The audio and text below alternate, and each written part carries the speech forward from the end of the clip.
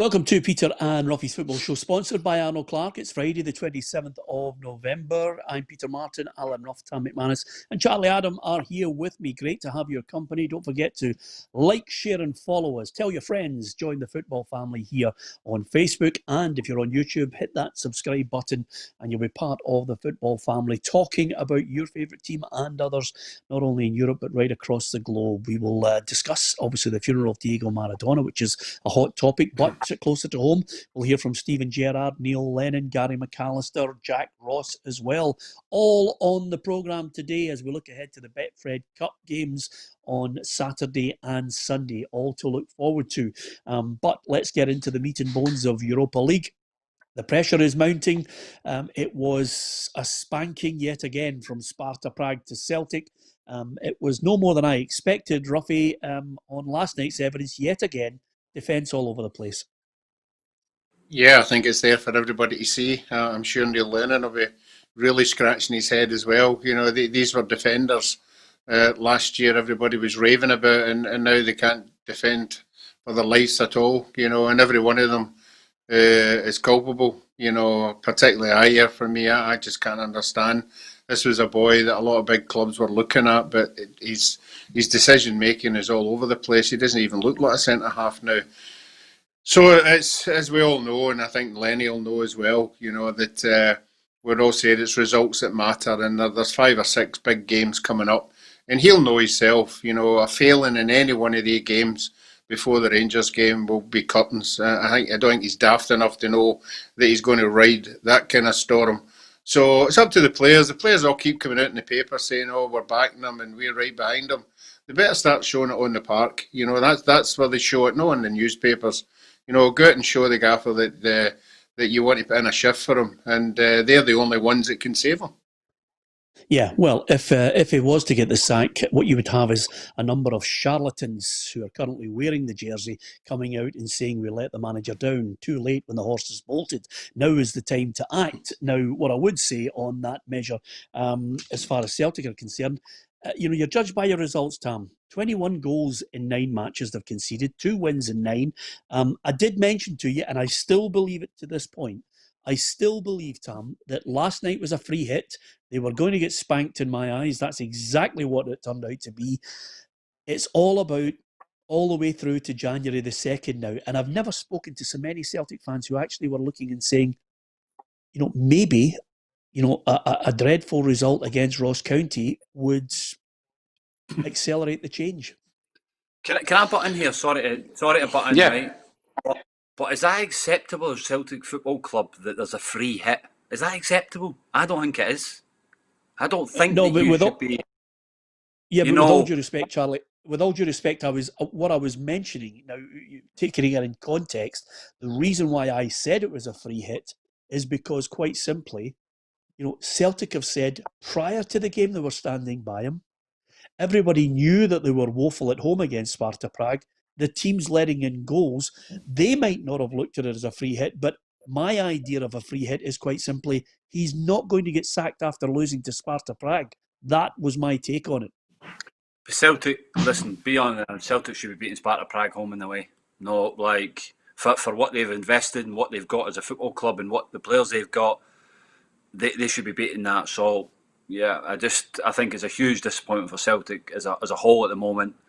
And, yeah, sorry for butting in, but that was what I thought free hit was not right, you know. No, Peter, see in terms of, I agree with Charlie. Listen, you can't be getting beat 8-2 from Sparta Prague over 2 games.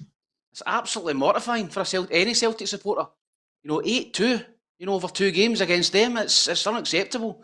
And last night was some of the defending was schoolboy stuff. I mean, we spoke about Barkas coming in and Scott Bain getting an opportunity. Scott Bain's not been great either. I mean, Barkas was dropped basically on the back of the header that he should have saved against Rangers. I think it was the first goal. It was right beside him. He got a lot of stick for that. Didn't make that many mistakes, Barkas. You've got Bain coming in, who I think's at fault. The one that comes across the goal should be cut out from both defenders, Ayer, and then Julian's sleeping. You know, he lets him in, but Bain should be off his line and collecting that, or at least blocking it. And then the last goal, obviously, as well, when he comes flying out his goal, Peter. So I think, you know, you can blame the defenders all you want, but I think you've got to look at the whole team. Callum McGregor, slow coming out, playing everybody on side. Scott Brown should have went and won the header. So I think it's, you know, just to concentrate on defence, you know, is wrong. I think the whole team is just not at it at the minute. Well, Tam, I mean, I'm only giving you the clarification on why I made the statement, and the statement was, will he get sacked after losing to Sparta Prague? And my angle on that was, he's not going to get sacked after a Sparta Prague defeat. We all know that there are problems right across the park. We all know that there are players in there who've let him down. There are certain players in the striking department that Klamala, not good enough. Griffiths couldn't rely on him to take you across the road. Edouard, his head is elsewhere, despite the fact he scored a good goal last night. And then you're looking and saying to yourself, well, what are the other options? Midfield, you know, Where's McManus, suspects Yeti? not performing, not defending. A Yeti, not good enough. And then the defence, Charlie, is woeful. So that's the whole team. But is he going to get sacked after a defeat to Sparta Prague? No. What he's going to do is Looks like he beat 7-1. He's going to limp along. He's going to limp along until Peter Lawwell eventually says, and they've already looked at their list. You bet your bottom dollar they have, Roughie. They've already looked at that list, sounded somebody out and said, listen, this is DEFCON 4. If you want to, can you come in and save this club for the remaining 6 months if we have to pull the trigger? I am almost certain that call has been made, Roughie. Well, it seems to be Dermot Desmond that makes the call. He seems to be the one that's on the phone, you know, to Lenny, and he's on the phone to wee Gordon all the time. He's the one that seems to be the contact when they're going to move on anything. It'd be interesting to see what that list is, because that'll divide a lot of people as well, depending who, if it does ever happen, who they go for. So it's got to be somebody that of a bit of stature for me now. If they're going to make that decision, it has to be somebody who knows the club and knows the players, obviously, because they need to get a lot more out of the players more than anything else. Well, you're talking about it as if there's a manager at the moment set to come in, but Neil Lennon is still in the job, and he says he has the full support of Peter Lawwell and Dermot Desmond. We're very determined to turn things around. I don't think it'll take that much. I think the players, you know, just some aspects of the game are lacking a little bit of confidence, but you know, it's nothing terminal here. We had a long chat after the game, and I've had a long chat with, you know, Peter and Dermot Desmond today, and we're totally united, we're totally together, and we're totally determined that, you know, we'll make this into a good season. Well, as Neil knows, Charlie, the support of a board means absolutely diddly squat. Yeah, listen, the pressure is on, but I actually personally don't think they will change. I think they'll give Neil the opportunity to turn it round, because I don't think there's anybody out there that would come in and be able to wave a magic wand that's going to make any difference. I think they've got to stick with what they've got and hope that the players can find confidence or form from somewhere within the group or within themselves and turn it round, because, you know, at the moment, if you look at it, it's not a good position. But if we keep going back to, if they win both games, which, you know, Celtic can, it's only 5 points. It's not a big difference. And Rangers are playing well. They are doing so. Listen, it's going to be tough, but I still think they'll stick with Neil, and I don't think that there is anybody out there. I think they will be looking at maybe talking to other people to get advice, but I don't think they'll be sounding at any other managers at the moment to try and change. Well, it's interesting that you say that, because I was going to say, this is probably the best time to Neil Lennon's advantage that there are no crowds in the stadium. Because if there was 50,000 people in there and 20,000 of them wanted him out, I don't think he's still been a job, Roughie. They'd let them say, yeah, exactly. They'd be letting themselves heard, and that's when the board of directors are sitting in that stand listening to the grumpled fans, depending on how many it was. That would go against him, but he's fortunate just now there isn't a large amount of fans in there. We're all seeing it, you know, and hearing it and all the outlets, but when it's actually there in the stadium voicing their opinion, then that's when decisions get made. Yeah, just remember, everyone who's watching the programme, that grumpled fans is a level above grumpy fans. This is another word that Roughie has brought from his Scottish made-up dictionary, which is magic. If mine's is DEFCON 4, grumpled is crazy. It's as simple as that. Listen, at the end of the day, we can give you an observation and opinion. Some people are saying managers got to go. Some people saying back him. And we one guy there, Jason Cheney, saying, if it is the case, Peter, that they're sounding people out, then why wait? Well, and here is the point that's not to be lost, because I think, there's a lot of people who are abusive in the situation and saying, Lenny, go now, you've got, these stupid banners outside the ground, which is not helpful as well. We're making an observation on the results. Neil Lennon as a person certainly doesn't need social media abuse or personal attacks on him. He knows all about that sort of thing. We're viewing it as the manager and the results that he's getting at the moment and calling it and telling you what we think is going down. And from previous experience of Celtic, Tam, they will be looking at other people. Charlie says there's not many people out there, but I reckon that he'll go back to tried and trusted on a short-term basis. I said it weeks ago. I mentioned Gordon Strachan. I mentioned Martin O'Neill. He will turn around and say, can you take the rudder and steady this ship and maybe somehow produce a miracle? And that's on the basis that if another result goes against Neil. Yeah, Peter, I think if Neil Lennon has to win every game from now until the Rangers game. If he draws a game, he's out the door. He needs to win every single league game. I'm talking about. I wouldn't bother too much about the other European games, but the league game, he has to win every game till he goes to Ibrox. Then he needs to beat Rangers. So that is the bottom line to keep the 10 in a row alive for Celtic. I agree with you. I think that he would, if Celtic pull the trigger on Neil, that they'll bring in a Martin O'Neill or a Gordon Strachan for two reasons, basically. One is, obviously, they know the Scottish game. They've been in charge of Celtic. They know what's required. They know how to win league titles. And two, you look at Eddie Howe. Eddie Howe's been mentioned by a lot of people. Eddie Howe's never won a thing in his life. He's never won anything, Peter, as a manager. He's kept Bournemouth up and done a good job down there. But he can get away with drawing a couple of games, winning a game, or lose a couple of games drawn. It's a totally different kettle of fish at Celtic Rangers. Neil Lennon's lost two games in 13 months, both to Rangers in the league, and they're shouting for his head. So you can't afford to lose any games or draw. Do you know what I mean? It's mental. Yeah. It's madness, isn't it? It is madness. No, Charlie, believe me when I tell you this, and Roughie and Tam and yourself only have to look back the way. This is not madness.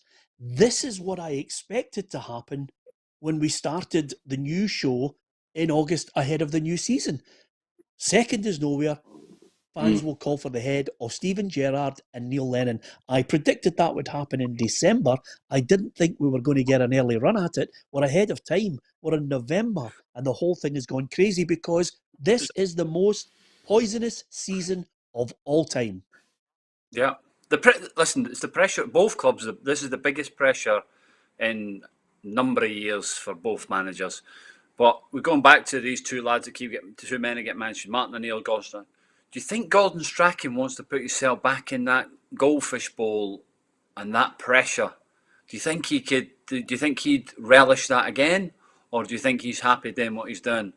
It's a big decision to be made, isn't it? Because if whoever goes in and Rangers did win this league title and stop 10 in a row, whoever comes in is still going to get crucified, or they're still going to get ambushed with abuse anyway. So no matter what, whoever comes in, if it doesn't work, listen, if it does work, on the other hand, they're going to be a hero. So it's something. Does Gordon Strachan or Martin O'Neill give up their legacy of what they have at Celtic Football Club for this short period of time? Because fans are fickle, and if they did come in and they did lose this 9 in a row for 10 in a row, what's gone in the past is gone, and they won't forget that. Well, here's my answer to you. Should Muhammad Ali have gone back into the ring for a third and a fourth and a fifth title defence? Money talks. Footballers, should they go back to a club that they once starred for? And they do it. Money talks. Strange things, ego, money, the sense of you can produce something that will elevate you to iconic status. Players, sportsmen right across the world, you could read this story 1 billion times. Players and managers react in unusual ways, in human ways, human nature. Just that feeding of the ego money and ego, Roughie, and of course the money as well. Yeah, it'd be interesting to hear their views, but we're not going to get that unless somebody asks them, and then you get a definitive of if they would. But I don't think either of the two of them would talk, as we all know just now at this precise moment in time. I think they really respect Neil Lennon for what he's done at the club as a player and a manager. So I don't think they're going to be coming out and being vocal, or are they interested or not. I think they would sort of dodge that question just now. So for me, as the guys have said, it's all about Neil Lennon and the players getting their act together. You have to look at the fixture list. It's not that difficult, to get wins. Most of the games are at home. They're pretty strong at home. I can't remember the last time in domestic league they've been beaten at home. So you'll be saying all these things to yourself and to the players. We've got home games, and it's well capable of winning them. But as Tam said, one bad one, and it just puts the pressure back on. Peter. Yeah, you can't remember the last time they lost at home. It was Rangers. Wasn't that long ago, Roughie? Once. I know once, but who else has beat them at home? None of these other teams that they're going to play have beaten them at home. Well, they've got AC Milan away, St Johnstone at home, Lille at home, Gilly at home, potentially a Betfred Cup, Scottish Cup final against Hearts at Hampden, Ross County at home, Hamilton away, and Dundee United at home. And Neil Lennon himself has mentioned, whether you agree with him or not, he doesn't think there's too much wrong. It's not a question of the players giving me a performance. It's a question of, sticking together. All I want to see is a determination and a desire and a will to win. And we had a long chat after the game, which was really productive, I think. I'm not saying it's going to be a turning point by any stretch of the imagination, because I don't believe in that. I just believe that they will find their consistency and the qualities really soon. We have to now make real inroads on domestic duties. We're starting a defence of the League Cup, and we want to progress into the next round and take it from there. Already stories that fans are online at this moment talking about a protest outside the ground on Sunday ahead of that match against Ross County, Tam. Listen, everybody's entitled to their opinion, Peter. I don't think that's going to help anybody. I genuinely don't think that's going to help anybody. I think as long as the manager's in the job, you've got to give him the support that he requires. As I said to you, there's not many options to come in. Listen, if there was a top manager sitting waiting to come in who could guarantee you success, then yeah, I would sack Neil. But I don't think there's many people out there to come in and do the job and win the league. Can you imagine that phone call, Peter, from Dermot Desmond to any manager saying, listen, we want you to come in. By the way, you need to win every league game from now to the end of the season to win the league. There's no, what a hard job to come into. You've got to win every game from now to the end of the season. It's a poison chalice for anybody. Dermot Desmond can pull anything out the rabbit. He's got enough money. Could Pochettino be the one? Could he throw Pochettino in the mix? Because he's got no job, come in, rebuild your career again, and see what happens. Yeah, Charlie, there's more chance of me taking you in a private jet to Dubai and getting you absolutely bladdered, and I'm not quite sure what Dermot could pull out of a rabbit, but it's going to be pretty painful. What's the difference? What was the difference? What's the difference of Brendan Rodgers coming to Celtic? Well, can I tell you, Charlie? The difference is Brendan Rodgers at that point, it was about timing. It was about 3 or 4 things that worked in Celtic's favour.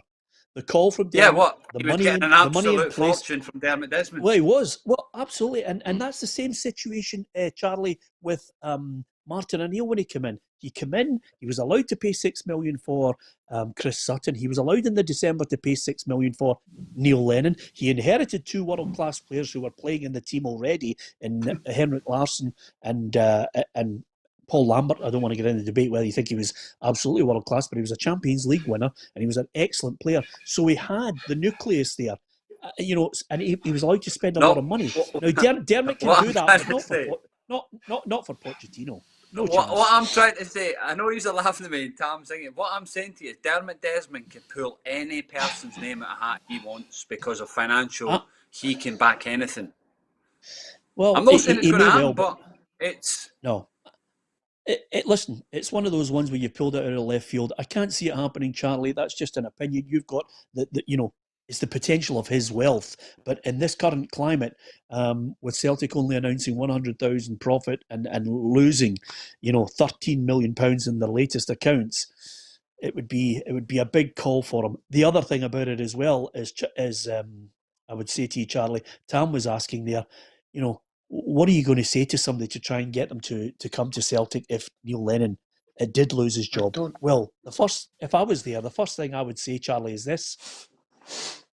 Can you give me 3 big signings of a stature that I think can turn it around to try and galvanise a squad that is not interested? So give me my money that I want for the 6 or 7 months, short-termism, which is where they are at the moment. They are a short-termism club at the moment. Give me the money that I want. Give me the money to sign 3 players to stop the rot and try and somehow work the miracle, because for me, it needs a miracle now. I know some people have said it already. Celtic, I think, are in 1 game away from 10 in a row being dead in the water. They can be, but I still believe that Dermot could spend that money. He could pull anybody at the water and spend whatever he wants. If they want to go and spend £25 million in the January window on 3 players, he can do it. Yeah, I don't doubt his wealth, but I can't see it. Roughie. Charlie, to get back to Pochettino, do you think he's going to risk his CV coming up here? The CV for what CV? A CV that he's got to come up here and then be tarnished with if there was failure. For what? Oh, you failed up in Glasgow. What fabulous CV? Scotland. One Champions League appearance. Yeah, you got Tottenham in the Champions League, but one Champions League appearance. Yeah, I would think he's heading for bigger teams in Celtic. He's got a CV to get one of these jobs. But at the moment, he's at a job. I think the one key point that you make is if Dermot wanted to and he wanted to put the money in, he could make a good fist of getting somebody that maybe comes out of left field that most of us wouldn't consider. I don't think he'll do that. Charlie says he's got the potential to do it. Absolutely. I think that's beyond doubt, but I don't see him doing that in the current climate. I think they have a list. I think they have a short-term list. And I think they're going to give Neil that chance. And the reason some people are on here, why give him the chance? The reason why they'll give him the chance is because, quite simply, it's a board who are looking at the statistics, who are looking at what the boy has done, who are looking at what the boy has given to the club over 20 years and saying, we've got to try and be decent until we can't defend the indefensible. And for me, the indefensible comes with either a defeat against Ross County, a poor performance against Ross County at the weekend, or a league defeat coming up, because they are all winnable games against teams that I'm not suggesting are easy, but even in a crisis, Celtic should be able to beat the teams that are coming up in the league. That's open to debate. Now, listen, let's move on, because I think we've got to be very positive about the performance that I watched. First half, Rangers again, with a great performance, and then suddenly Benfica, with the old storming back campaign, got a draw out of this one, Charlie. I thought Rangers in the first half, and of course some of the close calls they got in the second half as well, it just shows you the stature of Steven Gerrard. They're slightly miffed that they didn't take all 3 points again.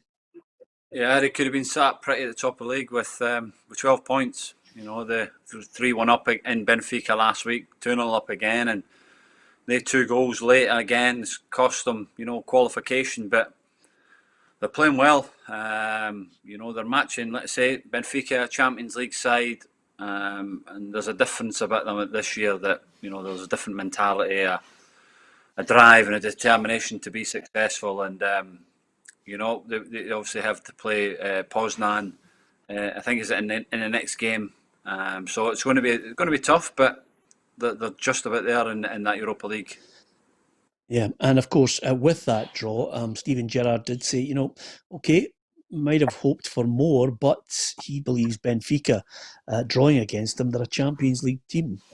when you get yourself in a position like we did, similar to a couple of weeks ago, I think you're always going to be slightly frustrated, of course. But I think when the emotion settles, I think it'll be a positive result. I think it's a fair result over the 90 minutes. I even felt at 2-0, we probably didn't deserve to be 2 in front. I didn't feel like we had total control of the game. And, you know, taking into consideration we're playing a real top team here who probably shouldn't be in the Europa League. They're the Champions League side, in my opinion. Yeah, well, they're in the Europa League because they couldn't win enough games to get into the Champions League. So, but one thing I would say, Tam, is again, Roof, what a great goal that was, the second one. Yeah, fantastic goal. Bit of a tap in for him, considering he's won over in Belgium. But no, listen, he's been terrific. What a great signing he's becoming. You know, he's now getting his fitness, and you can see the quality he's got. You know, and he can play in either side of Morelos, so he's versatile. He can play anywhere he wants. So, I thought Rangers were really impressive for about 70 minutes last night. I thought Rangers were in control of the game. Looked a better side, but Benfica, listen, they've got a lot of quality. They brought Pizzi off the bench, who I think is a top player, and he gave them a little spark the last 20 minutes. And I think if the game goes on another 5 minutes, Rangers might have lost it. You know, so Benfica finished really, really strongly. But as you said, it's a sign of how far Rangers have came. You know, when you're disappointed that you're not beating Benfica, when you think of where they've been the last 3 or 4 years, you know, I can think of Coutinho and the Hedge, you know, getting beat off part-timers. Now you're disappointed that you're not beating a top side in Benfica. So that shows you, you know, the level that Rangers are now at. And they don't fear anybody, Rangers. They're confident of going in and beating anybody. And I think they'll qualify in the Canter. They'll beat Standard Liège at home. And I think they'll beat like Poznan away as well. So I think they're all but through. Yeah, well, I was speaking to a couple of Rangers fans yesterday, and they said, let's put this in perspective. You're talking about the Hedge. They can remember playing with the Hedge up there at Brecon, and they've come a long way over that 8 years to get to where they want to be now. And it's this is possibly the best time that the Rangers fans and certainly the Rangers team has sampled over those 8 years. This is where they want to be. Can they remain there? Let's have a look at the table, especially in Europe, because I think that's where Steven Gerrard has enhanced his reputation. And that is good viewing for Rangers fans when you consider Benfica there, Lech Poznan, and Standard Liège. And Rangers have got Standard Liège up next. And I look, they've got Ross County, then Lech Poznan, Dundee United, Betfred if they get through, Motherwell, St Johnstone, Hibs and St Mirren before they get to, of course, the next Old Firm game at Ibrox on January the 2nd. I mean, they should win enough every game there. Bar the Hibs game, they will probably win every game there. So you're looking at it going, you know, they'll be in top form as well by the time they play Celtic. Don't worry, and don't forget also, don't worry if you hear some dishes being clattered in the background. That's basically... Is that you, Roughie? That's Roughie's wife who's absolutely raging that she's not being allowed to whisper in Roughie's ear on the show today. So she's slamming the plates into the sink as we speak. It's incredible. Yeah. She's having a bad day. Yeah, absolutely. As far as Rangers are concerned, they've got a match coming up against Standard Liège in the Europa League, which I think if they win that one, that's them through. I think that's fantastic, Charlie, to get into the last 32 with with a game to spare. That's perfect. You know, when you looked at the group, you know, it was obviously a difficult group in Benfica and what they've done there, but Ryan Jacket now it looks like he's going to be out for a couple of games, which is a blow for them. But I think the big thing about Rangers is it's when the manager makes 4 or 5 changes on a Sunday, the lads that are coming in, they just take the game to another level again. So the team spirit and the hunger, desire for each other is great, and that's what you need when your lads that are not playing, they're tuned in, they're ready to go, and when they're called upon, they go and they get some goals and they win football matches. So, Rangers at the moment as a group of players in a squad are mentally they're right, they're focused, and there's a lot of twists and turns between now and that Old Firm game. I don't think that Rangers will win every game from now till that Old Firm game, and I don't think Celtic will win every game from now to that Old Firm game. But it's it's a great position to be in, and like I say, I'm looking forward to that Old Firm game come January. Charlie mentioned there about the players coming in. I think that's the main difference. Charlie knocked the nail on the head there. I think the players that Rangers are bringing in on a Sunday, the fringe players, are coming in and they're fit. They're fit. They don't look as if they've not been playing, Charlie. They look as if they've been training hard. I think with Celtic, you've not got that. With Celtic, you've not got that same level of fitness coming in. You've got guys coming in who look rusty. And the Rangers, they must be training at a different tempo for me. The Celtic are training at, because Rangers boys come in on a Sunday and they're banged. They're right at it. They look as if they've never been away for the team. Is it a fitness or is it a mental attitude that, listen lads, we're a siege mentality, we're in this group together, it's us that can stop this 10 in a row? It's a hunger. Yep. And the Celtic one's thinking, well, I'm not playing, I'll just leave it and no turn up on the Sunday or whatever, and they're not ready and they're not preparing well. That's the difference. That's what can, when you look at Defoe, he's not played in a few months, comes in, scores a goal or he sets a goal up, and everybody's bang at it at the moment with Rangers, and that could be the difference. Yeah, this is what we're now descending into what I call a scattergun approach to this. It's nothing to do with fitness, it's everything to do with attitude. And some of the players don't have the right attitude. You can see it when they're playing. Nothing to do with fitness when you don't get someone actually in the game, thinking I'm going to give absolutely everything in that match, Roughie, for the manager. And some people in their preparation, and I'm talking about Celtic here, some players and their preparation as professional footballers to make themselves available for the manager is poor as well. And I've mentioned everybody that I possibly can that has let's let them down. Yeah, I'm looking at a reverse role for last year when a lot of the Rangers players labelled them that they couldn't handle the pressure. They couldn't handle the pressure of getting over the line. I'm now hitting Celtic with that now. I think there are players there who have been on the crest of the wave and going unbeaten for a long time and winning everything. And now the pressure is turned. The pressure is turned on them to respond, and get them out of hole. And I don't think enough of them are up for it. I agree with you. There might be 2 or 3 of them not really want to be up for it because they want to be in other places. But that's by the by. They shouldn't be like that. They should be professional footballers. But I think it's not been able to handle what's going on round about them because they've never had to handle it in the last 7 or 8 years. Yeah, and of course, as Charlie mentioned there, the fringe players all want to play for Rangers, and Gary McAllister says this weekend against Falkirk is the perfect opportunity. No, absolutely, and it's the game Sunday will be a perfect opportunity for those guys who are just on the periphery, just on the edges of things, to really get in the eyes of the manager, and have a strong performance against Falkirk in this cup tie. So it's utilising the squad, but it's also an opportunity for players to show the manager that they're ready. Come the moment they're going to be part of the starting 11 and maybe a higher profile game. Yeah, so Falkirk against Rangers, here's how that fits into the weekend's fixtures in the Betfred Cup. Will there be a shock? We'll get the thoughts of the guys. Here are the fixtures. Hibs Dundee, Livingston Ayr United, Motherwell against St Johnstone, Arbroath Dunfermline, Alloa against Hearts, St Mirren Aberdeen, Celtic against Ross County, and Falkirk against Rangers. Those matches taking place on the Sunday.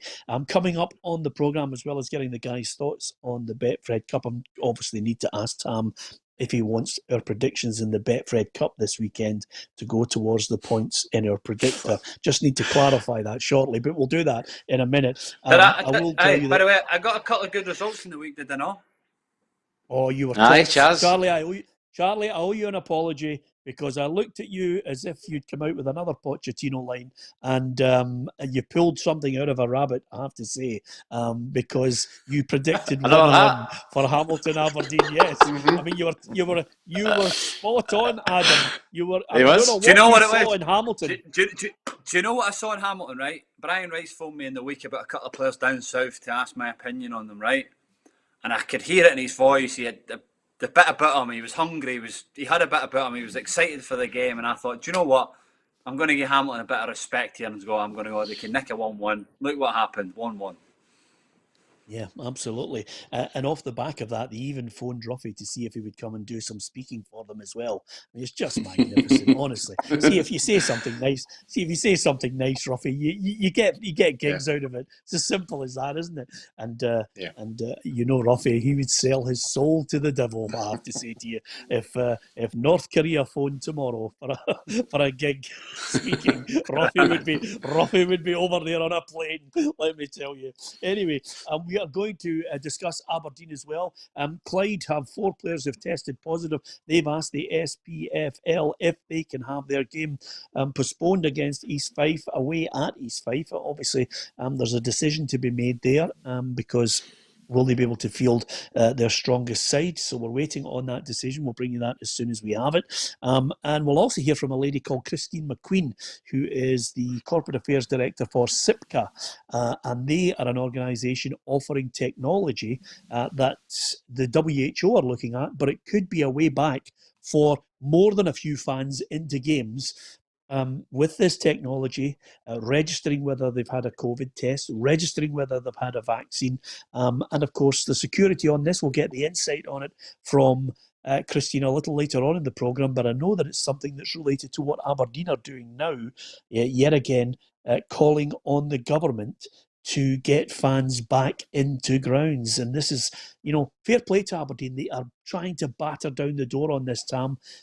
They want games at the tail end of December and the start of January at Pittodrie, with a couple of thousand fans in there, with all the regulations. They've even got a university professor in Aberdeen who is aware of the spread of a virus to back them in how stringent they are in making sure fans are safely into grounds. So they're pushing the envelope, trying to get the Scottish Government to give them a break here up there at Pittodrie. Yeah, I think Aberdeen have been the most vocal club out of everybody in terms of getting fans back in. So you've got to give them enormous credit for keeping, as you said, keep pushing it, keep probing, keep poking it away at the Scottish Government to try and get something, because the rest of the clubs would love that if you get supporters in. I don't see any reason why not. You can't get fans into stadiums with social distancing. Pittodrie's a big stadium. There's every chance you can get 2,000 or 3,000 in there. And as you said, now we're getting testing coming in, and obviously the vaccines coming in as well. So I genuinely think that it'll come. I think it'll come. Maybe not this year, but I think maybe January, February we'll start to get supporters back in, because these clubs are struggling. Aberdeen, no different to anybody else. They need supporters, they need money coming in. Because if we don't, we heard the other day, SPFL, I think Neil Doncaster saying that some of our best loved clubs are going to go bust, and I think that's round the corner. I don't think that's too far away unless we get fans in immediately. Yeah, absolutely. But we've got to do it in a safe way. It's as simple as that. And fingers crossed. And Aberdeen flying the flag, and other clubs obviously trying just to turn the screw. Celtic coming out and supporting the SPFL yesterday in their statement. It's going to be a long drawn out affair on this one, I have to tell you. There's a wee bit more pain on the way. Falkirk, Rangers. Anyone see anything other than a Rangers win? I can't. Okay, no. Silence, unbelievable. I just no fear. Right. No. I think for Rangers Rangers, it'll be Rangers and how many changes they really make for the game, and that's the only thing. And it's on the Astro. If he makes 11 changes, obviously it might not be to the same fluidity of what the first team are playing, but I think they'll make 6 or 7, and they should still win that easy. Yeah, I think we're actually Celtic waiting. against Ross. I think we're actually waiting to comment on this till we find out whether it's part of the predictions before we commit ourselves. Well, Tam. I'm is quite it part happy. of the predictions? I'm quite happy. It's not. So, Aye, you would. You are behind. You are chasing. I don't want. I don't. Yeah. I refuse to give a prediction on these games. Well, okay. As well, we don't want to score. Usually in this competition, we usually go to a vote, and the majority usually carries. yeah. On the Peter and Roughie show, the good news is Roughie has just consulted his WhatsApp group here, and obviously the man from Inverness and Dundee say yes at the moment. But remember, as with history, that can change. What about Celtic Ross County? Any slip-ups? Not for me. No, I Okay. think I think if these players can't listen to everything that was said in that dressing room the other night there, then they shouldn't be in the team. They should come out and try and prove to everybody that they can go. Well, we know they can go forward and score goals, but they have to stop leaking. We spoke about it earlier. These goals were an absolute joke the other night. For a team of the calibre of Celtic, with the players that they've got, every goal was a shambles. Yep. So, but you still think they'll beat Ross County? Yes. Have you predicted Ross County to win any game this season, Roughie? Not yet. No, not yet. No. And by the way, if we ever get a speaking gig up in Dingwall, I will be sticking you in big time, by the way, I have to tell you. Listen, Hibs against Dundee. I'm not sure if Hibs TV stretches to League Cup matches. So that's why we bombed them off now, Charlie. I was happy you bring that up. I could see him. I was hearing rumours that he was removing Leanne Dempster's chair in the boardroom, and he was putting one for Tam McManus there because he's after their job, I hear. Yeah, I mean, listen. On that point, she is a lady that I've got a lot of time for. I rate her very highly. Yeah, I think we should give her a lot of compliments because obviously I don't know her, but what I hear about her, and he runs a football club in the right proper manner, and I hear a lot of good things about her. So I think she's done a very good job at Motherwell, done a very good job at Hibs, and it'll be interesting. There's rumours that she's going to go to Queen's Park, is it? Yeah, that's exactly what I was just about to say to you, Charlie, is, Queen's Park, they're an ambitious club now with Willie Hockey's millions. Will she be in there able to obviously take them on to greater things?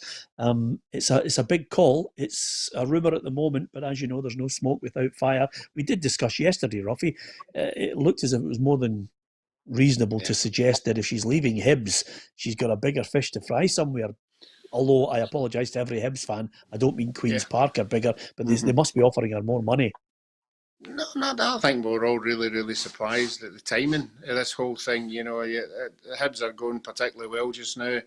You would want to be part of everything that's going on there. I initially thought that she would wait until the end of the season and make this kind of decision, because obviously the statement that was thrown out there, it was because of the family reasons and the kind of statement that usually gets put out there, but I just thought that the timing was wrong, and you have to say it had to be because there was something else on the horizon, but we'll just have to wait and see on that one. Yeah, that's all the time. That's the all the time we've got to speak about Hibs. Just poor timing there.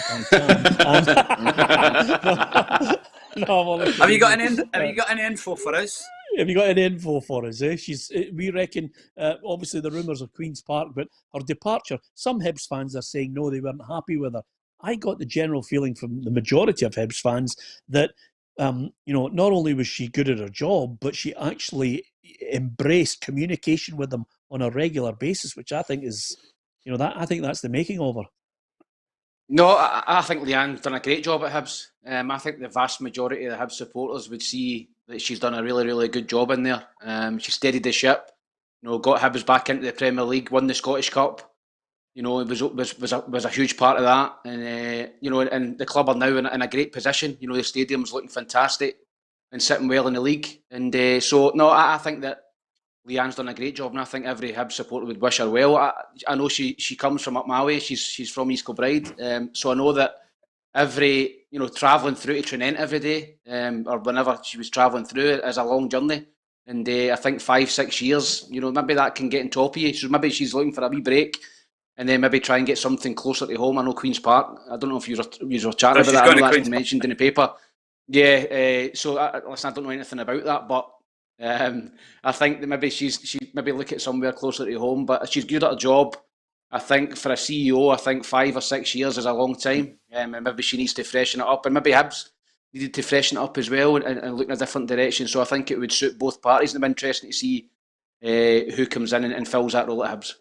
Yeah, you think a chief executive staying longer than 6 years is unusual? They should go. Yeah, I do. I think that I think that obviously a couple of years, 3-4 years, I think there's a shelf life on that kind of job. I think there's a lot of entailment in that role. So I think that she will go and try and go somewhere else. I don't think she'll be out the game long. I think there'll be people who will see what she's done at Motherwell and at Hibs and fancy her to come in and run their club. So I think you'll see her after the new year in somewhere else. Just writing that down, Roughie, as we speak. McManus calls for Lowell to go at Celtic. It's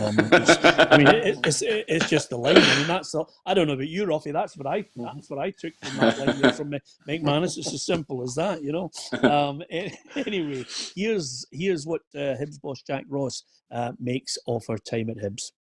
Her legacy is the thing that will be the strongest thing. I think that she'll leave here. I think the work that she's done.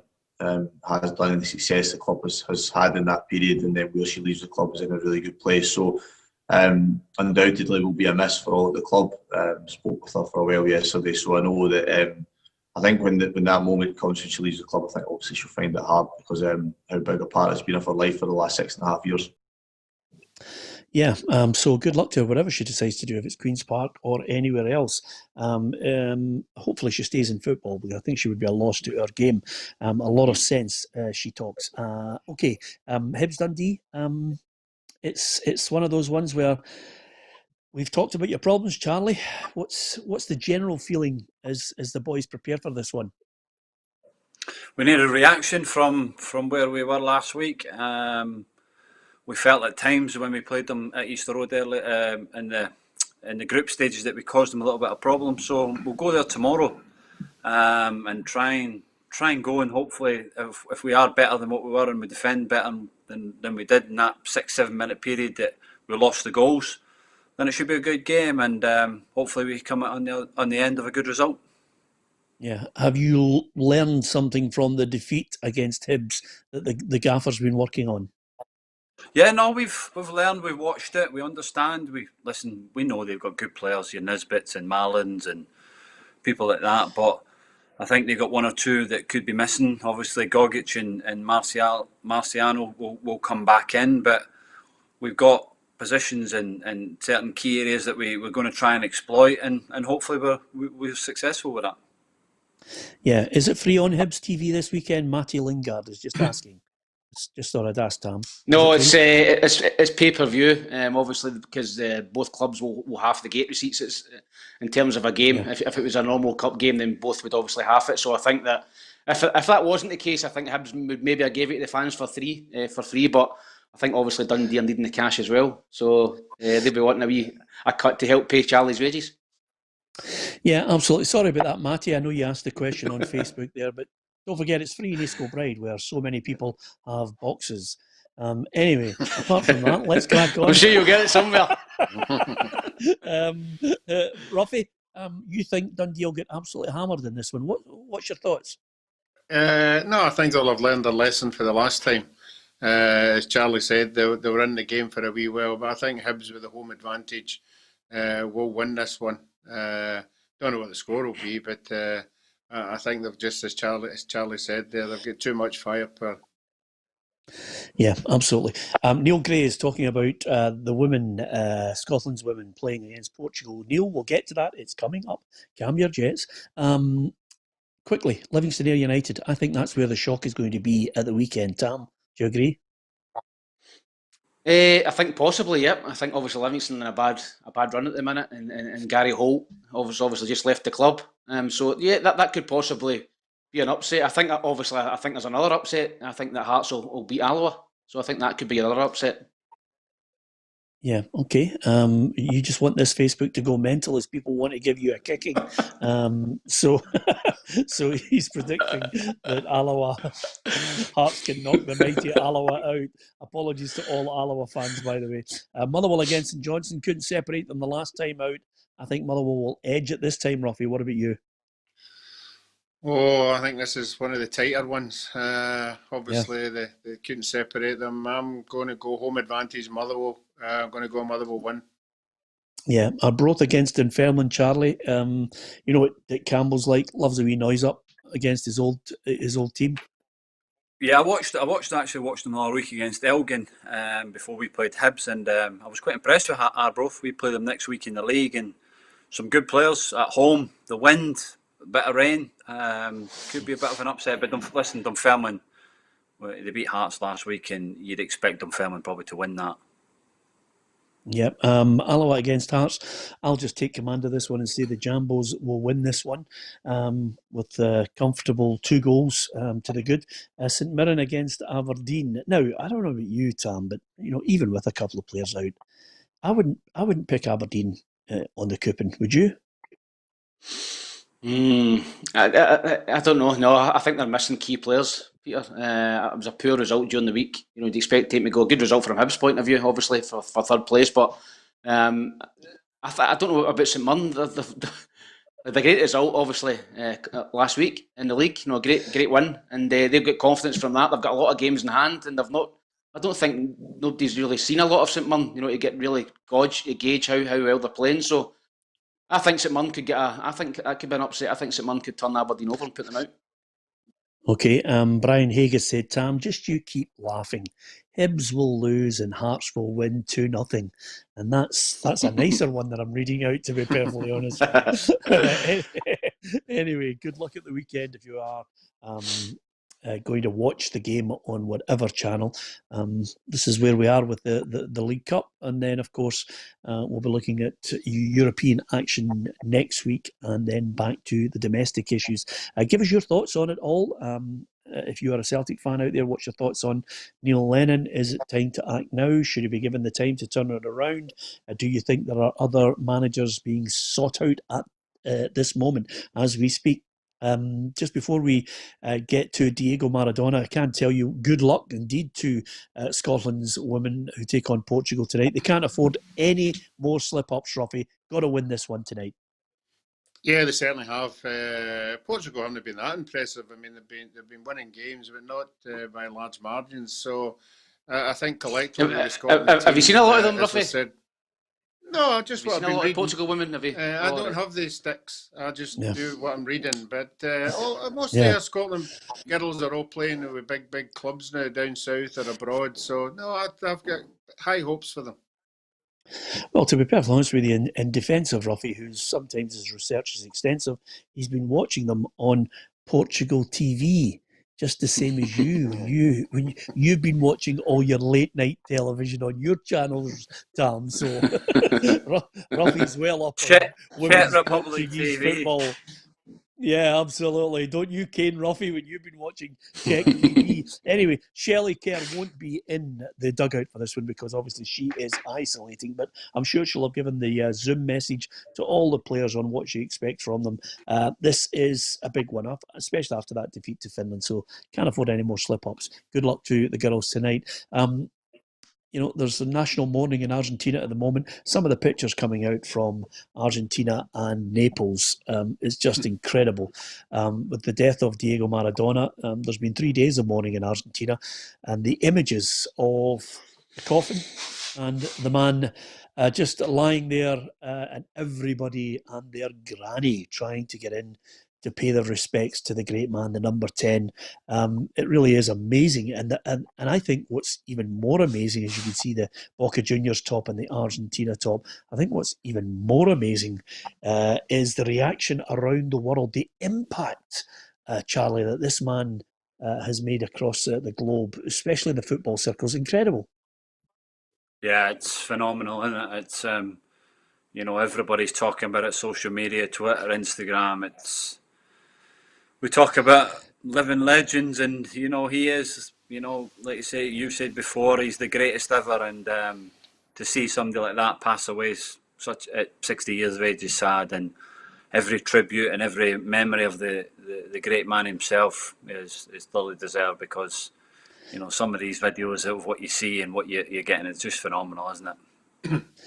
Yeah, absolutely. And I have to say that so many players have been paying tribute to him. It's incredible. I do think, and we should make a program about it, when we all get back together, we will make a program about the top 10 greatest ever players, because it's changing day by day. There's a generation that think Messi, Ronaldo. There's a generation that think Pele, Maradona. So I'm certainly of the opinion that Pele was the greatest player of all time, closely followed by Diego Maradona. But the other two characters, their stats as well are well worthy of consideration, Tam. It's incredible what they're doing. My only defence of Pele and Maradona is they played in an era where the pitches weren't great and you could boot them from the waist downwards. Is it the one? Is it Aguero's son? So obviously Maradona's his granddad, Aguero's the dad, and Messi is the godfather, isn't he? Something like that. Yeah, that's right. I think there may be something like that. Yeah. No pressure on that boy. No pressure, is there whatsoever? Do you know what I mean? He's going to be hopeless, aren't he? Certainly. Well, to be fair, I've heard Queens Park have made a move, so clearly they're trying to get in early on this. Absolutely. Apologies to everybody who supports Blantyre Juniors. It was Charlie. Don't slaughter Blantyre Juniors. Yeah, absolutely. Listen, before we go, we mentioned Aberdeen. We mentioned the situation that people are desperate to get fans back into their grounds up and down the country. There's a little shaft of light of optimism down south with the government allowing a certain amount of fans into football games down south. We want the same treatment up here in Scotland. Aberdeen are pushing the envelope on this. I was alerted to a lady who is the corporate affairs director for a company called SIPCA, who provide security on banknotes. They also provide security on passports, and they are offering a new bit of technology that they feel will help protect fans and maybe get greater numbers into football in the short term and possibly in the long term in the summer at the Euros. I caught up with her earlier to get her thoughts. Well, I'm delighted to say we are joined by Director of Corporate Affairs at SIPCA, who may well have the golden ticket to fans getting not only back into grounds on a regular basis, but safely and, keep our fingers crossed, maybe even the Euros for Scotland fans. First of all, Christine, delighted you could join us in the Football Show. What is it that you're offering that football might be able to embrace in a big way? So what we're offering is a unforgeable proof of status. Sounds a bit technical, but if I say would be a passport that proves, for example, that you have had a very recent negative COVID-19 test, if we're talking about the short run, or in the medium term, that you have a valid vaccination and therefore you're unlikely to infect anybody else. And now I know the company itself works closely in making sure that there's a code for banknotes. There's obviously work that you do with passports as well. So you're high on security. Is the effectiveness of this better post-vaccination, or are you talking about it in a way that it could help pre-vaccination for the small amount of fans who get into grounds? Yeah. I mean, it's a very adaptable tool, actually. So as I say, it's a proof of status. So it depends how you define the system. And I think what we're talking about here, I mean, in the short run, you can make it safer for fans by, of course, having less of them, social distancing, wearing masks. So this comes on top of that as something very powerful. So if you know that everyone coming into the ground, for example, has been tested negative, then you know that you've increased safety significantly. Or if you know that they've had a vaccine, but obviously that won't be universally the case well into next year. So I think there are two scenarios where it could be very helpful. I presume this is all done by downloading a mobile app. It is, but I think it's a bit more complex than that, and I think it's quite interesting. There's a proliferation of discussions of how you prove this. There are lots of options out in the market. We have a platform which has been used for other purposes, in fact, certifying, for example, land ownership and education certificates. So it's something that functions and that is out there. But it has a lot of features which are very important. So it does have an app. You can do it on an app. But we think it's very important that this is universally accessible. So it can also be in a printed form for actually quite a lot of those people, particularly the older people who don't have smartphones. I mean, there are a whole set of other technical features behind it which are very important, that protect personal data, for example, and that mean that also it's usable even offline. So you don't need an internet connection to use it. Now, the cynics would look at it and say, yeah, but what about the people who go into a stadia, up and down the country and, you can't detect, it could be dormant, COVID-19 within the body over a 4 or 5 day period. Is that the percentage that you just can't guarantee? I think it's a question of how you design your system. So that's why I mentioned risk mitigation before. I think, for example, if you've had a negative test in the last 24 hours, some systems talk about 48, some 72. We see that when we're talking about international travel. You are dramatically reducing the risk. If you combine that, of course, with not having any symptoms and masks and cleaning, I think you can get to a really pretty safe environment. You have to, think of the system end to end. What we can do is prove that what people are declaring is true. Now, I know the WHO are very interested in this technology. How far along are you in the process of them implementing it? Yeah. So you'll have heard about the yellow card for international vaccinations, which has been a requirement for many countries for entry. We're working with the WHO in a pilot on this new digital international vaccination certificate. Obviously these take steps. There's a great complexity when you're dealing internationally between countries. You have to get a lot of agreements, but we're confident the technology can work and is scalable. Now, I don't want this programme, a football programme after all, to turn into some kind of political football, but let me be honest about this. The government has had great difficulties with track and trace. So how confident are you that this could be implemented quickly? Are you confident? Are there signs that the football authorities are receptive to this? Yeah, well, we've talked to a number of people. We actually have some ongoing pilots in France. For example, clearly there's a lot of national factors that come into it. We know that the technology works and is scalable. So a lot of it is about political will. I might emphasize the point I made before, and I think this has been an issue, particularly with track and trace in England, a bit less so in Scotland, I think. Is the issue about personal data privacy. So people have to see it as something which is going to be positive for them to implement rather than having penalties. And I think it's quite possible to make this completely positive for individuals and safe for them. Okay, here's the big one, and it's the Scottish person in me, and I know you've got a bit of Scottish blood yourself. Who pays for it? Well, I mean, absolutely the right question to ask. I think there are different models. The actual cost of the certification element, which we provide, is very slight. It depends how you design the system.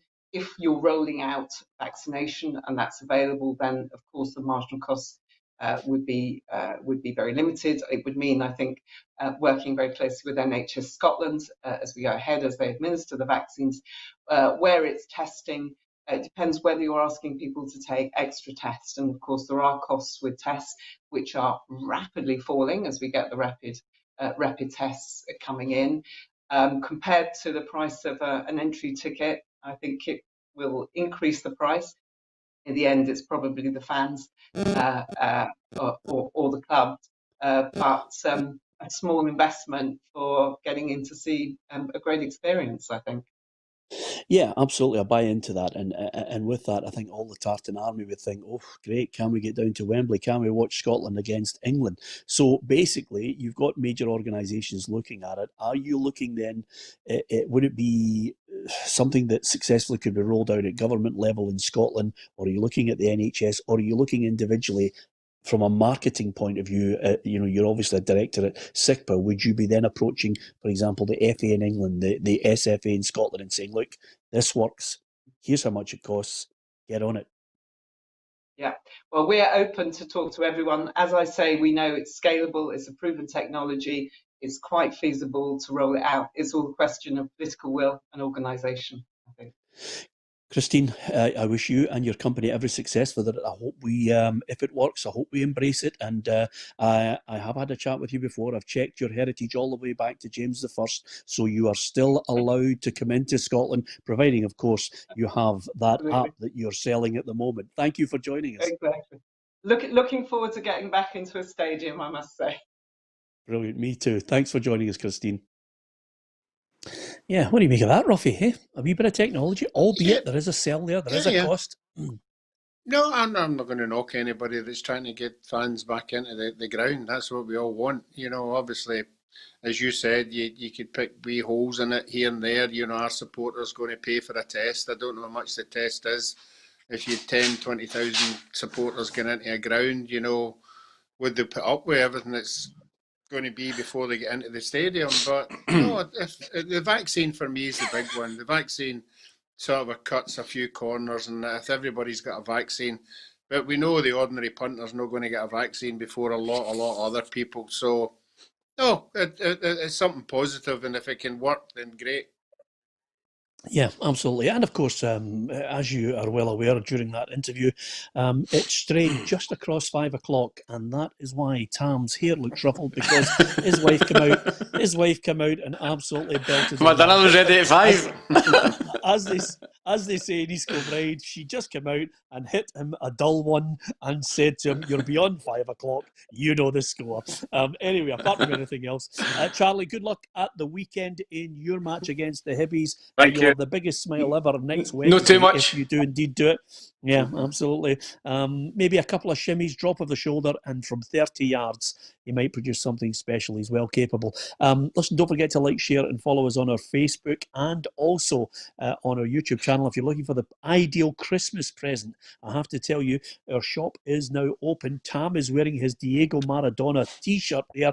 You can get it in white and black. There are legends, 21 of them, including, and I kid you not, well done, Dave Balfour. We're giving you a mention, who lives in Dorset, and he is wearing the new Roughie Legends t-shirt that we have in the shop. That is magnificent. Quality. Always Absolute quality. Unbelievable. Absolutely brilliant. So fingers crossed, get in there, get yourself a canvas, a print. And Monday, I think Tam will be wearing what he hopes will be the new Bill Shankly top that we have, which is absolutely magnificent. Some people are now saying, is there any chance you can get Uncle Fester on the front of your T-shirts as well? We'll try and get Charlie onto those T-shirts as we speak. Simple as I knew that from was coming. Charlie and Roughie, I'm not allowed to say the words I want to say. Absolutely. From Tam's wife, thanks for watching. Good night. It's the perfect Christmas gift for your dad, mum, your brother, your sister, your best friend. The Legends Limited Edition series by sports artist Jim Scullion is available to order now.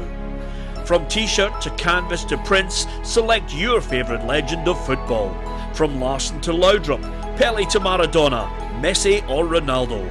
Order your perfect stocking filler now by clicking on the link to own your very own limited edition legend.